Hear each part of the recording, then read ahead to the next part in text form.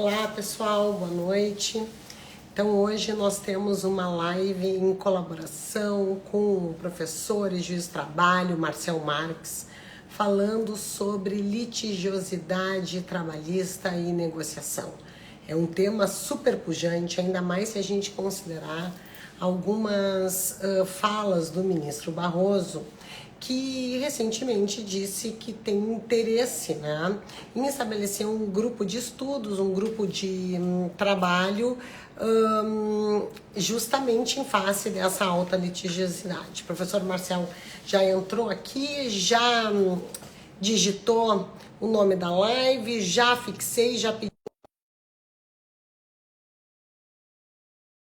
E aqui, então, acho que já está entrando o Marcel daqui a pouquinho para a gente falar sobre o tema. Oi, Marcel. Tudo bem? Diz que tu tá morrendo de saudade de mim. Eu tô Diz morrendo. publicizadamente. Eu tô morrendo de saudade tua, tô morrendo de saudade, faz horas que a gente não faz uma live, né? Eu sei que o pessoal aqui da minha rede um pouco tá já na live do professor Luiz Henrique, porque a gente está em primeira fase da OAB, né, Marcelo? Sim, sim. É, então essa nossa live de hoje, ela tem obedecido assim, ela é uma live rápida para a gente tratar sobre assuntos de negociação e tu estreia como um convidado em collab, né? Com esse tema que é um tema que te é tão familiar. Ai de ti que eu não fosse a estreia. Ai de Mas é ti. claro que tu seria. Só que eu preciso, antes de mais nada, Marcel, te apresentar para o pessoal que anda por aqui, que está acompanhando bastante esse conteúdo de negociação, tá? Pessoal, o Marcel Marques, ele é juiz do trabalho lá no TRT da 15ª Região. Ele está na... Tu tá na titularidade já, Marcel? Não, ainda Tá, não. Ainda mas o Marcel, então, ele é juiz substituto lá na primeira ou na segunda na vara? primeira vara de São José do Rio Preto. Na primeira vara de São José do Rio Preto, só que o professor e juiz do trabalho, Marcel Marques, ele é o coordenador do Sejus, que daí não é? Isso faz 3 anos já. Então ele é coordenador do Sejusc, e como eu tenho mencionado para os alunos aqui nas minhas redes e falo também nas minhas aulas, o juiz do trabalho, que é coordenador do Sejusc, ele precisa passar por um curso de capacitação, ele se capacita em mediação, se capacita em conciliação, se capacita em negociação. E no material de estudo dos juízes do trabalho tem a negociação lastreada no método de Harvard, né, Marcelo? Com Então, certeza. É é um dos algo que... norteadores, inclusive, Isso. hoje, né, Luciano? Então é algo que tu és bem apropriado do assunto. Fora isso, pessoal, o Marcel é muito meu amigo. O Marcel foi meu aluno, o Marcel foi meu estagiário, depois foi meu sócio. A gente tem que repetir essa história para o pessoal daqui, né? Porque tem muitos que estão chegando agora e não conhecem dessa nossa relação prévia. Então, além de eu gostar muito do trabalho que o Marcel desempenha, né, na jurisdição, porque ele é um juiz muito conciliador, ele é um juiz que acredita, né, em ferramentas negociais, ainda esse tema é muito importante, né, gente? Eu tenho falado por aqui cada vez mais sobre a negociação, que ela liga os dois pontos da minha área de atuação, liga tanto o direito empresarial quanto o direito do trabalho. E agora, com essa fala do ministro Barroso, né, quem melhor para tratar sobre litigiosidade na justiça do trabalho do que um juiz do trabalho, que está, né, à frente da sua vara judicial e do Sejusc da sua comarca. Deixa eu Então, passar Marcelo... até algumas informações, Luiz, nesse gancho que você está largando, né? Da importância e do quanto, eu acho que a gente pode começar até a conversar sobre isso, a qualificação e a capacitação que a gente tem nos últimos 10 anos, né, com as implementações do Sejusc. Eu estou completando hoje, eu completei em 2023, outubro de 2023, 10 anos de magistratura. Faz 10 anos que você pegou aquele voo Campinas, Porto Alegre, Campinas, para estar lá presente na minha posse. E os Sejuscs, eles foram implementados nesses últimos 10 anos.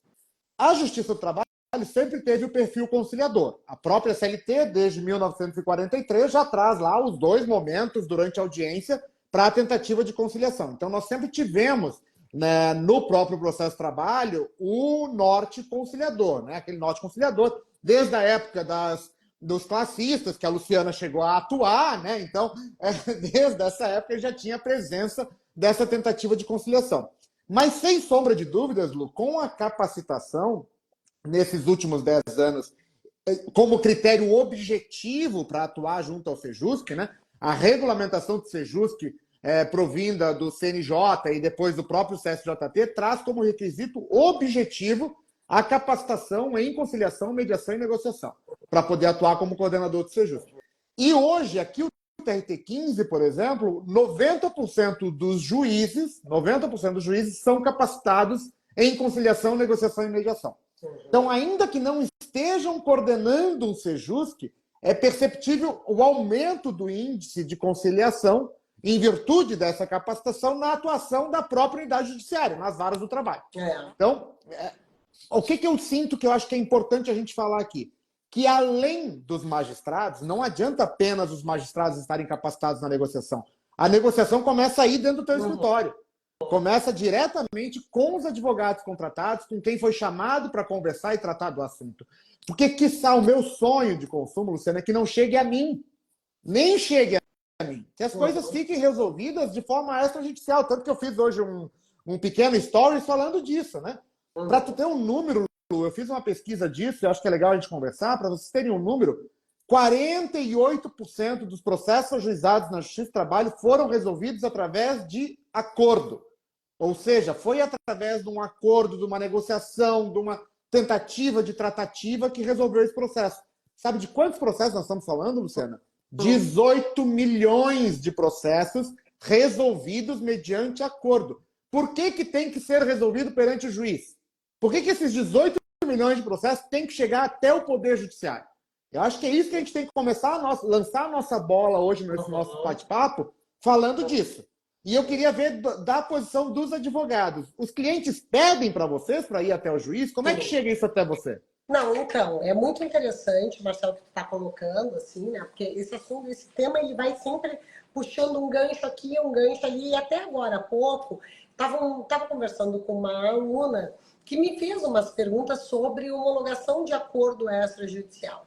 E aí ela estava me dizendo assim, professora, eu tenho uma circunstância de um contrato que está em vigor, e esse contrato que está em vigor não se estava pagando um adicional noturno. E eu vou regularizar esse pagamento aqui para frente, só que eu queria fazer um acordo extrajudicial para pagar o passado.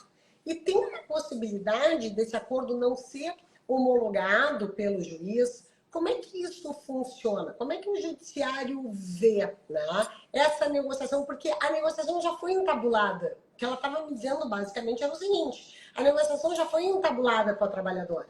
Né? Ela pegou e disse, olha, vocês estão me devendo um adicional noturno, eu trabalho aqui há 3 anos, né, e eu quero receber o meu passado. E a aluna perguntou assim, eu quero pagar o passado para ela, só que eu gostaria de pagar via um acordo extrajudicial trabalhista para dar uma quitação total desta parcela, porque Perfeito. Eu coloquei o pagamento, né, dali para frente. Tem algum risco desse acordo não ser homologado? E aí eu disse para ela, tem. O juiz não é obrigado a homologar. Porque o juiz pode, por exemplo, né, perceber ou então, né, presumir que há um vício na manifestação de vontade, porque o contrato está em curso e tal. Só que é um paradigma que tem que ser quebrado. Né? A gente precisa, aos poucos, ir quebrando esse paradigma e trabalhar com essa questão da negociação mais fortemente. Por quê, gente? Porque tem algo que é muito assim, sintomático. Existe um número bastante expressivo de ações trabalhistas sendo ajuizadas, tanto que isso está provocando na resposta dos ministros do STF. Digo em números, Lu. Eu fiz essa pesquisa para nossa live, eu fui atrás disso. Nós temos, né, no portal do CNJ, a gente tem a Justiça em Números, que traz isso de forma muito transparente, essas informações. Então, para vocês terem uma ideia, no ano de 2023, foram distribuídos 3 milhões e 200 mil novos processos na Justiça do Trabalho. Nós estamos falando de 3 milhões de novos processos. No total de todas as justiças, porque a gente, como a gente tem um pouco do tema da alta litigiosidade, para a pessoa entender o que é a fatia do bolo da Justiça do Trabalho, certo? no total, nesse mesmo ano de 2023, somando todas as justiças, estadual, comum, federal, justiça eleitoral, militar, tiveram ajuizados novos processos, 31,5 milhões. Então, nós estamos falando de menos de 10% de processos na Justiça do Trabalho. Aí eu já começo questionando o ministro Barroso. Cadê a alta litigiosidade se a Justiça do Trabalho, que é um ramo específico, tem apenas 10% dos processos ajuizados? Então, esse é o primeiro questionamento. Dentro desses números, como eu estava te falando, nós tivemos no ano de 2023 também, Lu, o menor índice de conciliação. Olha que incrível isso. O menor índice de conciliação. Nós tivemos o período da pandemia, que teve toda aquela mudança de números de ações ajuizadas. A negociação passou por um outro momento, né, Luciano? Que antes a gente tinha o frente a frente, a sala de audiência, o presencial, a gente passou tudo para o telepresencial, inclusive a negociação. Então, afastando os números da pandemia, nós tivemos nos últimos 9 anos o pior número em 2023, 44%. 44%. E aí, eu te provoco de novo, a função do juiz nessa tentativa. Hoje, aqui na primeira vara, eu não estou falando do meu Sejusc, do Sejusc que eu atuo como coordenador. Na primeira vara, nos meus processos, eu tenho um índice de 61% hoje. 61%. Mas, por quê? Aí é uma questão de postura dos atores que estão naquele momento de negociação. Eu, como magistrado, tento deixar o mais claro possível que o poder de decisão em qualquer negociação nunca será meu. Nunca. É das partes que estão ali acompanhadas dos seus advogados, que contrataram os profissionais que confiam para negociar. Eu posso sugerir. E, em regra, eu sugiro. Na negociação que a gente está fazendo, eu, em regra, sugiro algum valor, faço uma explanação do que eu estudei do processo, e o que eu deixo muito claro, né, Lu, que é diferente de quem está atuando na negociação desde o primeiro momento que teve contato com aquela lide, né, com aquele processo, com aquela litigância que existe entre as partes. Eu só sei o que está nos autos. E, em regra, tu tá aqui, não me deixa mentir, raramente vem tudo para os autos. E, às vezes, a forma como isso vem para os autos não reflete aquilo que realmente aconteceu. Então, a mesa de negociação é que eu entendo que traz essas realidades à tona, que permite essa possibilidade de uma efetiva solução. A sentença não soluciona, gente. Sentença não soluciona nada. A sentença cria mais problema. Eu falo muito isso, sempre falei em todas as nossas lives. Vai ter recurso dos dois lados, e sim, eu, como magistrado, posso já muitas vezes ter sentenciado algum pedido e ter errado. Enquanto na negociação, né, Lu, a resolução efetiva daquele problema me parece muito mais eficaz. Eu não sei o que você pensa sobre isso. Eu vou te dizer uma coisa. A Patrícia está trazendo aqui uma circunstância, dizendo que estão utilizando muito dos acordos extrajudiciais para colocar termo nos contratos de trabalho, como se fosse, né, uma ferramenta para uma quitação ampla e restrita, né, do contrato de trabalho, e que isso pudesse ser utilizado com fins escusos. É que, na verdade, Patrícia, isso entra numa discussão mais profunda da Justiça do Trabalho. E o que acontece? Eu preciso trazer essa circunstância aqui, né, para o debate. A gente percebe o seguinte, a gente tem uma mudança muito significativa, né, nas relações de uma forma geral. A gente tem a revolução tecnológica, ela mudou as relações jurídicas, né? A gente saiu já do paradigma de revolução industrial. Então, sem entrar, isso é fato, sem entrar em discussões mais doutrinárias, né, sobre precarização, sobre terceirizações, porque esse tema realmente é um tema muito polêmico. Ele é muito polêmico porque a gente vai sempre encontrar argumentos para ambos os lados. A gente vai, né, tem que ter todo um estudo mais sociológico disso mesmo, né? Então, a gente sabe que realmente é algo muito difícil. Então, o que eu quero dizer para vocês, e aqui tem uma fala de uma pessoa que trabalhou durante muitos e muitos anos, até hoje eu tenho o contencioso trabalhista, né? A gente tem digamos assim, numa proporção bem menor, porque eu já não trabalho mais com conflitos de massa, mas ainda atuo no contencioso trabalhista. Só que eu sempre tento, para os tipos de trabalhadores que eu atuo, eu sempre tento a conciliação antes do ajuizamento. Então, eu quero dizer para vocês o seguinte: Eu, Luciana Aranaldi, quando estou representando trabalhadores, a minha tentativa é sempre pelo extrajudicial. É a primeiro contato que eu faço com a parte contrária, salvo se o meu cliente diz que não quer. Uhum. Tá? Por quê? Porque nós temos que apresentar para os clientes outras formas de resolver os problemas. Eles não sabem. E eu, na verdade, agora, porque eu falo bastante sobre isso e me posiciono muito sobre esse tema, e já chega no meu escritório pessoas que sabem que eu trabalho com isso. Né? Direcionados para isso, né, Lu? Então assim, além de chegar no meu escritório, pessoas que sabem que eu trabalho para isso, eu tenho direcionamento de colegas. Colegas me direcionam, Marcelo, né? Dizendo assim, olha, vou te encaminhar uma reclamatória trabalhista que a pessoa quer negociar antes. O que acontece? Eu percebo que existe, né, uma resistência também dos reclamados na negociação. Por quê? Porque muitos reclamados, quando a gente chega com a primeira proposta de abertura de um diálogo para tentar negociar, né, as cláusulas de um possível acordo extrajudicial, eles entendem aquilo como uma ameaça, né? Ou como se estivesse dizendo que fizeram errado realmente, por isso vão ter que fazer o acordo. Não, então tá, quer buscar teus direitos, vai buscar os teus direitos. Né? Então, é um caminho, para quem trabalha com os métodos adequados de resolução de conflitos, e o pessoal está falando aqui, é um caminho que ele vai ter que ele vai ter que superar algumas barreiras, porque existem barreiras nesse caminho. Mas eu entendo, basicamente, que é um caminho sem volta. Por quê, gente? Porque a gente tem visto um cenário diferenciado, especialmente do STF, no que diz respeito a essa matéria. Tá? Hoje mesmo eu estava lendo uma notícia do Conjur sobre uma decisão da ministra Carmen Lúcia, lá do processo de T3. Exatamente. Que ela basicamente disse assim, ó, por que vocês não estão seguindo o precedente vinculante dos tribunais superiores? Esse é um foco, claro, que não é o foco da nossa live, óbvio, né? Mas a ideia de uma discussão mais ampla e mais próxima da sociedade da competência do X-Trabalho, ela terá que ocorrer mais cedo ou mais tarde. Sem sombra de dúvida, ela terá que ocorrer, inclusive com o novo projeto de lei mandado pelo governo quanto às plataformas, trabalhadores em plataforma.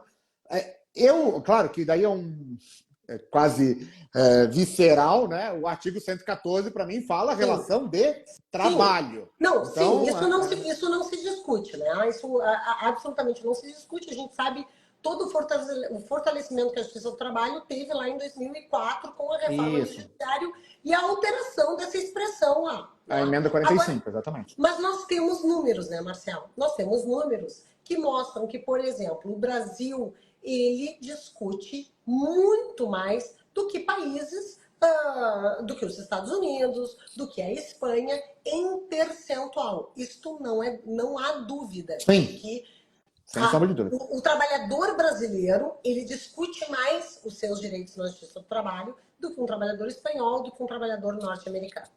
Tem um pouco a ver com o nosso sistema de justiça. Isso, perfeito. Com acesso à justiça, né? Eu sempre brinco que Capelete comemora a justiça brasileira, né? Sem sombra de dúvida que o acesso ao poder judiciário no Brasil, ele é facilitado. Deixa eu só fazer um adendo nessa tua informação, Lu, que é extremamente importante que você está trazendo. Você trouxe um número de percentual, gente. O que a Luciana está comentando, então? Do número da população brasileira, o percentual de trabalhadores que buscam a justiça do trabalho é maior no Brasil do que nos demais países, sem problema. Eu acho que aí tem dois fatores importantes a serem destacados. Primeiro, a nossa legislação brasileira é complexa. Ela é extremamente complexa. Se a gente conversar com um contador, né, muitas vezes, né, Luciana, que eu digo que muitas vezes muitas reclamatórias demandam de trabalhos de contadores, né? Fazer o cálculo da hora fixa noturna do trabalhador urbano, sabe? Fazer o cálculo da hora extra com banco de horas de compensação de jornada, sabe? Então, é muito fácil, isso eu estava comentando outro dia entre colegas, é muito fácil, mesmo o empresário dotado de boa fé, no cumprimento das regras trabalhistas, escorregar em algum momento pela dificuldade da aplicação da lei trabalhista brasileira. Eu acho que esse é um dos primeiros pontos a serem abordados.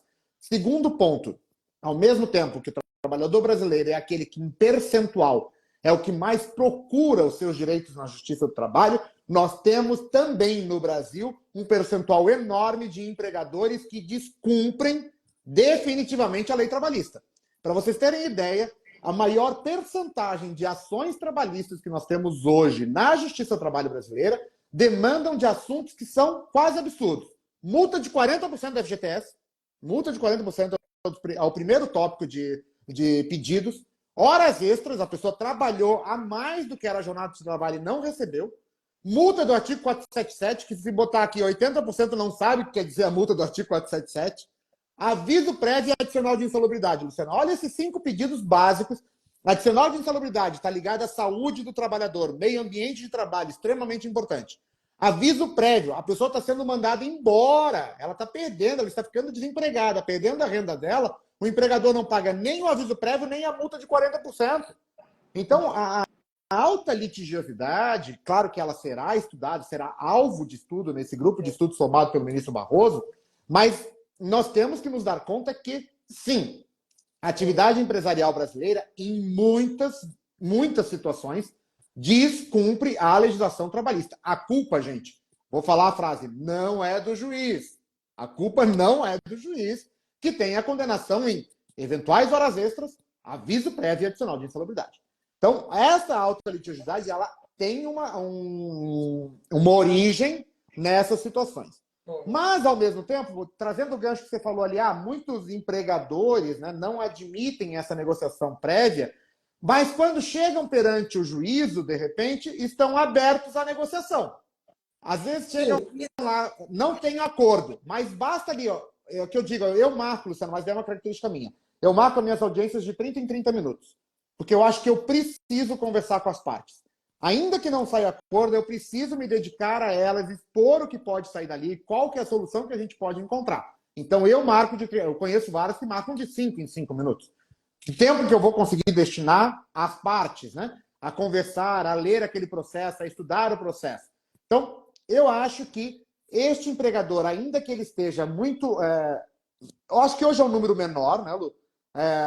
Resistente a uma negociação prévia, e aí vai de um bom advogado que ele tenha contratado para conseguir abrir essa porta, começar a dialogar. Ele, quando chega perante o juiz, eu não sei se ele se sente mais confortável ou seguro para homologar um acordo e fazer um acordo e resolver o problema dele. Eu acho que isso, você pode me dizer muito melhor sobre isso, você tem essa porta de entrada do que eu aqui no X Trabalho, né? Eu vou te dizer o seguinte, tá, Marcelo? O que eu percebo? Tem muitas vezes, eu vou te trazer um exemplo de um caso, eu até me perguntaram isso na caixinha hoje, eu respondi, e eu vou trazer, assim, algumas questões, tá? Que acho que são bem pontuais e que vão demonstrar essa questão da litigiosidade. Eu fui contratada por uma parte que já tem uma reclamatória trabalhista em andamento, foi proferida uma sentença de improcedência. O reclamante pretendia um vínculo de emprego com familiar. A gente sabe que não é... Impeditivo, o vínculo de emprego, o Guilherme entrou aqui, o Guilherme Furlong, que é o que faz todas as minhas redes, está responsável pela nossa campanha da negociação. Tudo bem, Guilherme? Está bem legal, né? Boa noite, Guilherme. Tá muito... Não, eu estou acompanhando de perto, né? Tá muito legal. E aí o que ele estava colocando? Olha só. Então, a gente sabe que um vínculo de emprego entre familiares o vínculo familiar não é impeditivo do reconhecimento do vínculo em si. E a reclamatória, da forma com que ela foi proposta, né, e ajuizada, o valor da causa ficou estipulado em 2,5 milhões. 2,5 milhões. E a sentença foi uma sentença de improcedência.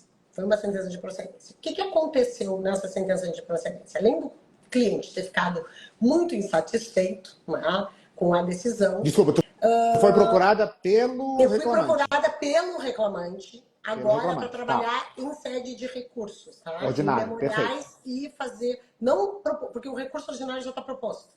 Então, para trabalhar nos tribunais, tá? E eu estava conversando com esse cliente. Bobinho ele te contratar para isso, né? Bobinho ele, né? Só te chamou para ir trabalhar com ele. Bobinho não, pois ele, não, mas olha só. Mas o que eu vou te dizer? Era uma ação do interior, tá? Uma ação do interior, tal. Até foi uma indicação de um colega. E aí o cliente me ligou e eu tive que fazer uma análise do processo, né? Então, analisei, disse como é que eu achava que a prova estava colocada, mas tinha uma determinada circunstância. Eu disse para ele assim, olha, é muito perigoso quando a gente atribui um valor à causa e aos pedidos da forma com que foi atribuído. Né? Porque isso aqui poderia ter sido diferente lá na origem. Por quê? Porque a advogada, a juíza de primeiro grau, deferiu assistência judiciária gratuita. Tá? Mas os advogados da parte contrária recorreram da decisão para que a assistência judiciária gratuita seja revogada. Tá? E tem alguns elementos no processo que, eventualmente, podem gerar uma conclusão diferenciada. E eu falei para ele, eu disse assim, olha, o que eu preciso, o que era muito importante que teu advogado, num primeiro momento, te esclarecesse? Qual era o risco de um processo deste valor da causa, né, desse valor da causa, gerar lá na frente? Porque se agora a tua assistência judiciária gratuita cai, além das custas judiciais, tu vai ter de 5 a 15% de honorários para pagar sobre um valor de 2,5 milhões. Então, o que eu te diria lá no início, se tu tivesse chegado no meu escritório para a propositura da ação? Eu te diria o seguinte, quem sabe nessa hipótese, antes de analisar os requisitos do vínculo de emprego, a gente tenta uma negociação. Claro. Tá? Claro. A gente tenta uma negociação. E mais ainda... Só para eu entender, quanto tempo de vínculo era, Lu? Só para eu poder entender o valor. É que é desde 1996. Ah, entendi. Mas é uma circunstância que envolve trabalho rural. Então, digamos, uma zona gris, complicada, né, de se estabelecer reconhecimento de vínculo e tal. Tem elementos no processo? Tem, mas é risco. Então, o que a gente percebe, tá, pessoal? Uma coisa é quando a gente fala de um número X de processo que está discutindo verbas rescisórias decorrentes de uma despedida imotivada que não foram pagas. Outras coisas são quando, né, as próprias ações elas inflacionam o valor da causa para tentar ancorar a negociação. Uma negociação. Uhum. Para tentar ancorar uma negociação. Que efetivamente foi o que o colega fez. Com essa petição inicial. Tá? Às vezes dá errado. Então, o que a gente percebe? Se a gente percebe assim, aqueles escritórios que fazem atuação de massa, de que muitas vezes as partes sequer sabem o que está sendo pedido no processo. Né?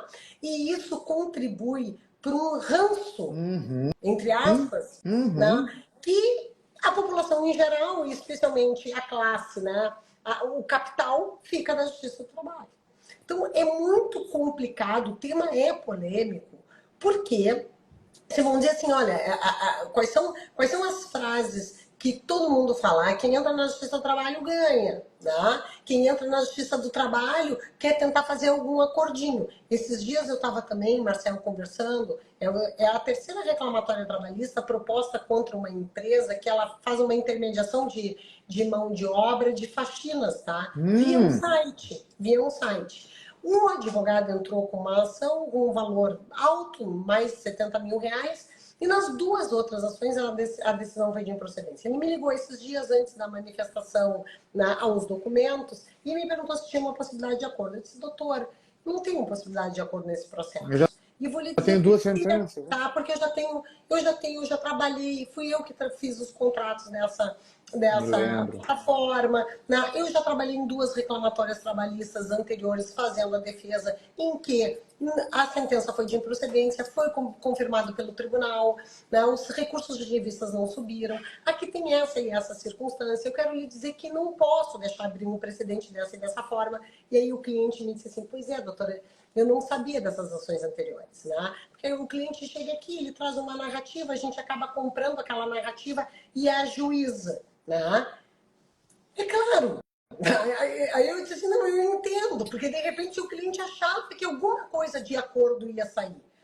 Mas vou lutar contra a tua assistência judiciária gratuita, que eu quero os honorários. Tá, pois é, então assim, neste caso não, tu entende, Marcelo? Mas são questões que contribuem para a litigiosidade. Porque no cálculo desses escritórios, né, que fazem esse tipo de atuação, eventual condenação em assistência judiciária gratuita, quer dizer, em eventual condenação em virtude da improcedência nos honorários? Em honorários, fica dentro do risco. Né? Então, a gente precisa efetivamente analisar. A gente precisa efetivamente analisar e perceber o seguinte, que existem outras formas de resolver problemas que não somente o judiciário. A gente sabe Acho que no que âmbito da só para incluir um ponto nesse que você está falando, Lu, nós vivemos, né, a nossa geração, eu já magistrado e tu com teu escritório, as alterações trazidas pela reforma trabalhista, né, e todo aquele debate que a gente teve em cima da assistência judiciária gratuita e o quanto, e isso eu achei muito interessante, eu acho que vale a pena a gente trazer aqui, ainda que o STF tenha recentemente decidido novamente quanto à assistência judiciária gratuita, né, a facilidade do acesso, a facilitação do acesso à assistência judiciária gratuita, o quanto aquele período que nós tivemos logo após a reforma trabalhista de responsabilidade processual, principalmente quanto a valores, a estipulação de valores, um cálculo mais preciso de eventual valor da causa. Isso é inegável que a reforma trabalhista trouxe, né, trouxe essa realidade para dentro. Eu acho até que com a reforma e com a possibilidade da condenação em honorário de sucumbência, a própria negociação passa a ser mais estimulada, principalmente a pré-processual, né, a antes de ir para o Poder Judiciário. Só que nós tivemos esse, não retrocesso, mas o STF entendeu pela inconstitucionalidade desses artigos, e eu já te digo, relato como testemunha de que aquelas ações que nós tínhamos praticamente extinguido da Justiça do Trabalho, eu passo a ver novamente 3 meses de trabalho com ação de 180 mil reais, sabe? 5 meses de trabalho com ação de R$1 milhão, coisa que a gente não via enquanto estava considerado, enquanto era considerado constitucional aquele artigo.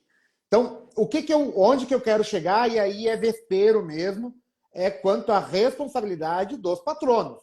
A análise necessária e inteligente no ajuizamento da reclamatória trabalhista. Percebo que, com a declaração de inconstitucionalidade, abrandou-se muito essa análise, essa tentativa. Eu não nego a importância da Justiça do Trabalho no acesso, principalmente o acesso à Justiça do Trabalho, e a dificuldade. Eu vou relatar aqui um caso que foi bem interessante, que eu vi essa semana. Um pouquinho. Deu uma trancada, acho que voltou, né? Eu vivi essa semana em audiência, achei muito interessante, tá? Um pedido de pagamento de 13º dos últimos 2 anos do contrato de trabalho, dizendo que não tinha recebido, certo? Vem na inicial, não recebeu o 13º, ainda que tenha assinado o olerite, não recebeu, não teve percepção desse valor.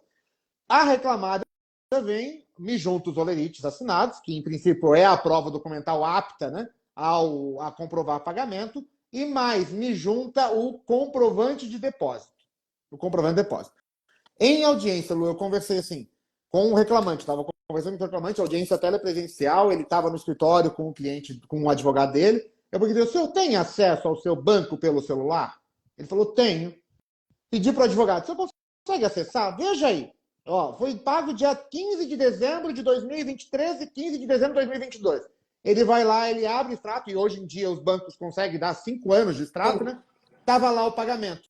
Só que a pessoa tinha tão pouco dinheiro que nem aquilo fez sentir. Ele nem sentiu pagar daquilo ali. Sabe? E aí eu também digo que é a necessidade dos próprios advogados conhecerem, e os juízes também, vou ser bem claro quanto a isso, conhecerem a realidade dos nossos clientes. Conhecerem essa realidade. Lu, eu consegui conversar entre os advogados e falei: doutor, vamos fazer o seguinte, o senhor viu que foi pago, renuncie o pedido. Renuncie o pedido. E o advogado da parte contrária falou: doutor, quanto a esse ponto, os meus honorários eu renuncio também. Conhecer essa realidade que a gente existe. Isso também é negociação, né, Lu? Isso também é conciliação. Isso também é trazer para essa realidade. Eu acho que a gente tem que buscar muito isso. E a própria... Eu falo muito isso nas minhas aulas. Os advogados são os primeiros juízes da causa. Então, isso é uma coisa precavida. Olha, você entendeu que o seu cliente, de repente, nem conseguiu entender que ele recebeu aquele valor?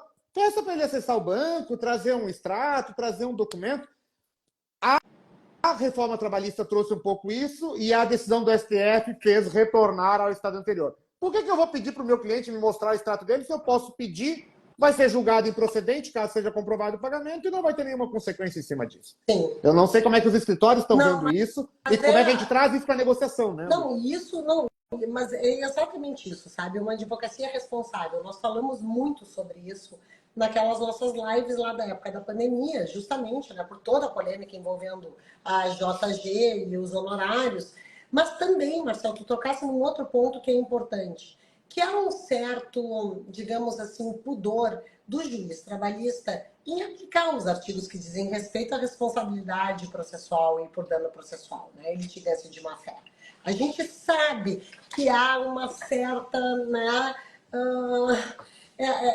a palavra é o pudor.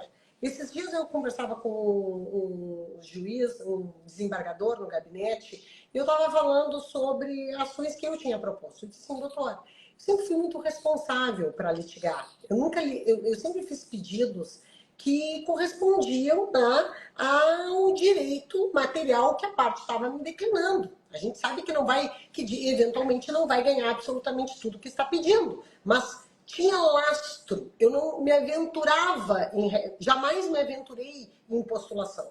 E ainda disse para eles, não me aventuro ainda quando o meu cliente, ele se enquadra como um hipersuficiente. Porque se ele se enquadra como hipersuficiente, é possível que ele não tenha assistência judiciária gratuita. E sobre a legislação anterior, né, antes da decisão do STF, ele ainda perderia dinheiro. Porque ele ia me perguntar, por que tu trabalhou assim? Que é justamente o que está acontecendo com este meu cliente de agora. Ele diz assim, doutora, para mim é inimaginável eu sair devendo 250 mil, tá, de honorários. Eu sei, mas era algo que deveria ter sido esclarecido no momento em que tu chegasse no escritório e que a demanda foi proposta. Deixa eu dar um oi aqui para o Vladimir Suati, que entrou aqui. Eu não falei de ninguém até agora que entrou na live, mas ele é o secretário da corregedoria aqui do TRT15, Luciano. Ah, então... esse é bom cumprimentar! Esse é bom cumprimentar! Então deixa eu dar um oi pro Vlad aqui e dizer que a partir de agora minha participação na live fica minha, tô brincando. O que eu acho que é importante, você trouxe um ponto, me provocou, eu entendi a tua provocação, quanto à aplicação dos artigos de penalização da advocacia quase predatória que a gente pode. Boa noite, Vlad, tudo bem? Que a gente se depara diariamente. Por quê, Lu? Isso a gente conversa muito nos encontros de magistrados, porque hoje, e eu entendo toda a postura da própria Associação de Classe dos Advogados, que é a OAB, né? A aplicação de qualquer penalidade em virtude de irresponsabilidade processual é a parte, é a própria parte. A gente não consegue, não existe, né, qualquer responsabilização quanto ao profissional, ao advogado. Então, muitas vezes a litigância de má-fé vai ser aplicada à parte, ou seja, o cliente que vai sair devendo em regra, entende? É a ele. E aí eu me deparo com aquela situação de que 60% dos meus clientes reclamantes são trabalhadores rurais. Eu posso dizer que é ele que está litigando de má-fé? Eu posso afirmar isso e condená-lo à litigância de má-fé, entende? Eu posso te dizer que cada cliente tem um advogado que merece? Claro, mas só que eu posso condenar o advogado? Eu não posso. Ainda que eu tenha um caso específico em que eu condenei solidariamente, lá em 2000, olha, eu entrei em 2013, isso foi em 2016, eu condenei o escritório de advocacia solidariamente, o tribunal manteve a condenação. Manteve? Manteve, isso em 2016, manteve a condenação, e aí o advogado veio e fez um acordo. Porque era de aqueles absurdos que a gente se deparava, né, na situação pré-reforma trabalhista. Então, eu acho que isso é um tema que... Onde é que e aí eu chego de novo naquilo que a gente começou na nossa live. Capacitação. Eu acho que quando os advogados... Você sabe aqui da nossa tentativa aqui em Rio Preto com a pós-graduação em Direito do Trabalho, em Direito Civil. Eu vejo a tua atuação intensa nas redes sociais, a gente acompanhou, trabalhamos juntos nisso, né? De capacitação desse corpo de advogados. E não são apenas os jovens, né, Lu? Não são os jovens só advogados que precisam ser capacitados. Nós temos o corpo de advocacia como um todo. Enxergar a negociação, enxergar essa necessidade de se capacitar para melhor entregar o seu trabalho ao cliente. Não, até... Eu acho que isso é um ponto importante. Muito importante, porque tem algo que tu falou, Marcel, que isso passa também pela negociação. Então, tu trouxeste um exemplo do advogado em que tu dissesse, doutor, renuncia ao pedido, a outra parte aceita a renúncia aos honorários. Isso é estratégico. Isso também é uma negociação processual, porque a negociação, ela serve para absolutamente tudo.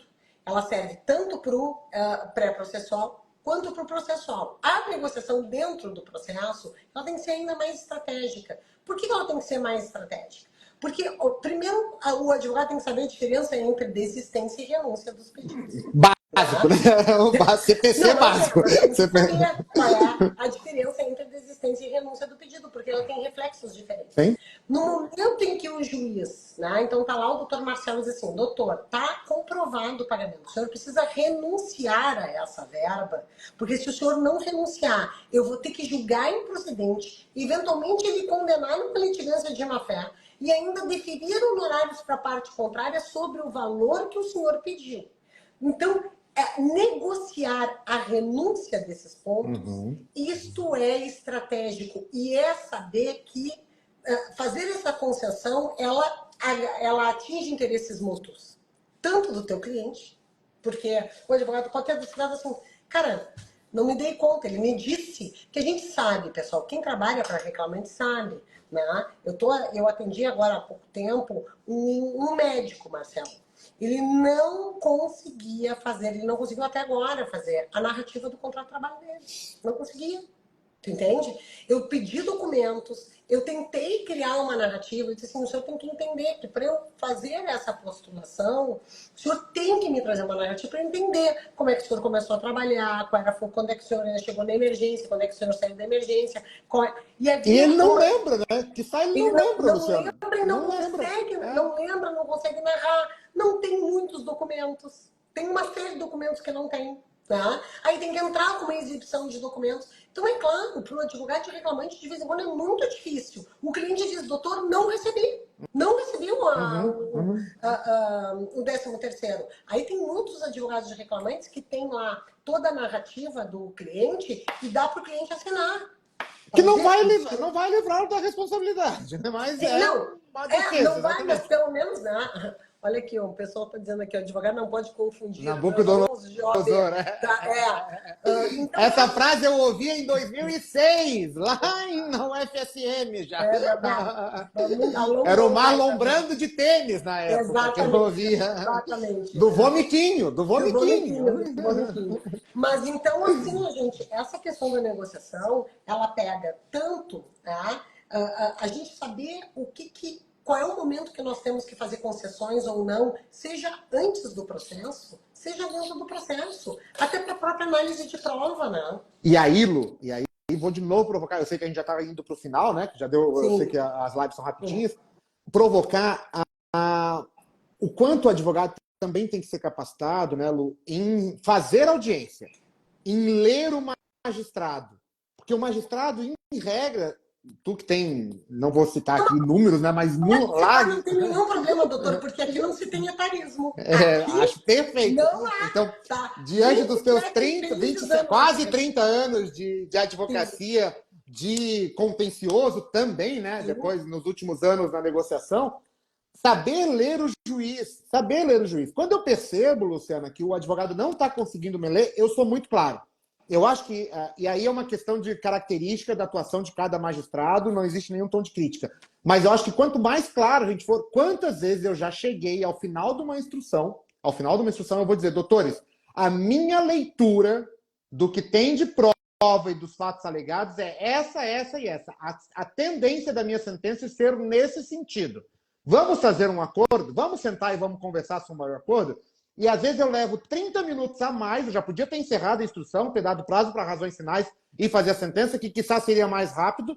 Eu fico 30 minutos ali para efetivamente resolver, fazer uma conciliação, fazer uma negociação. Onde é que eu quero chegar? Ainda que a Lu deteste juiz... Não é verdade. Não fala isso, porque isso não é verdade. Mas eu digo assim, não tem o juiz como um vilão ou como alguém que está contra as partes. Em regra, a gente está apresentando. E me perdoem, muitas vezes a leitura que eu vou fazer do que foi provado pode ser totalmente contrário aos fatos reais. E isso é um processo judicial. Agora, numa negociação... É o livre, desde que bem fundamentado, como todas as sentenças são, a regra de um processo é isso. Quem convenceu melhor e o juiz se convenceu daqueles fatos, não necessariamente está dizendo a verdade, né? Não necessariamente está trazendo a realidade dos fatos. Mas isso é o risco do processo. E aí eu penso que uma negociação bem feita, uma conciliação bem feita, a gente tira esse ranço do risco de uma análise diferente do que realmente aconteceu. Eu acho que o advogado que enxerga isso, ele já está muitos anos-luz na É frente. que a gente sempre tem que trabalhar com a questão do risco, né, Marcel? E o risco, a reforma trabalhista trouxe a noção do risco, entendeu? Ela trouxe mais a noção do risco. E hoje a gente trabalha também com outras circunstâncias, né?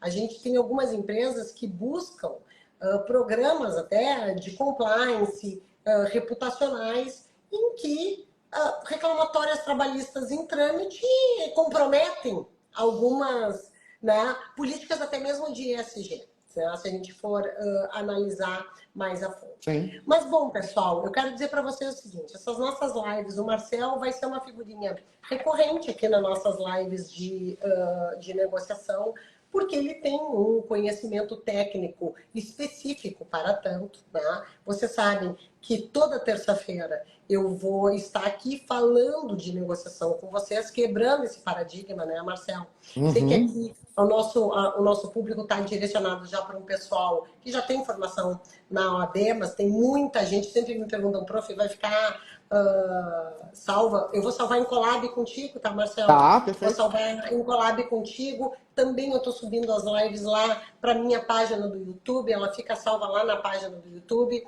Marcelito, é um prazer, estava morrendo de saudade. A gente tem muita coisa ainda para discutir. O pessoal está me mandando aqui um abraço do empresarial. Também tem que parar. Eu vou aparecer por aqui essa semana falando bastante de empresarial. De empresarial, né? É essa nova paixão dela, o tal do empresarial. A paixão me pegou. Tentei escapar, não consegui. Tá bem, gente? Então, beijo para vocês. Muito obrigado, Marcel. E a gente tem outras pautas para discutir. Eu tô louca para discutir contigo. Louca para discutir contigo. Nós temos a nossa live da perspectiva de gênero. Extremamente importante. E temos que colocar mais uma mulher. Não pode ser só um homem e uma mulher. Vamos botar 2 mulheres. Não, nós vamos botar 3 mulheres. 3 mulheres. Pronto, tá? perfeito. Tá, 3 mulheres. Não, e eu vou te dizer... Tema muito importante. Muito importante. Tenho uma ex-aluna e uma amiga que está escrevendo o doutorado dela sobre o protocolo de CNJ. Perfeito. E eu vou te dizer que agora, Marcelo, nessa semana, eu fiz uma audiência no TRT da 2ª Região, que tem um pedido de equiparação salarial de uma gerente que ela era a única que não ganhava o mesmo salário dos gerentes homens. E eu estou fazendo uma preliminar agora na manifestação para falar sobre a adoção do protocolo para julgamento de perspectiva de gênero. Mas isso é para uma próxima. Lu, como tá sempre, foi uma delícia estar contigo. Eu que agradeço essa retomada. Para ter ideia, é a minha primeira... Olha só como faz tempo que eu não aparecia nas redes sociais. É a minha primeira live da Casa Nova. Então, já estou quase morando... É a primeira live com esse fundo aqui do meu escritório novo. É uma satisfação estar contigo. Os nossos encontros parecem que a gente está tomando chá lá no fundo de casa, como você já teve aqui, né? Espumante. Tá bom, doutor. Muito obrigado pelo convite. Conta comigo sempre. Tamo junto. Beijo a todos. Um beijo no João aí. Pode deixar, no Felipe também. Tchau, tchau.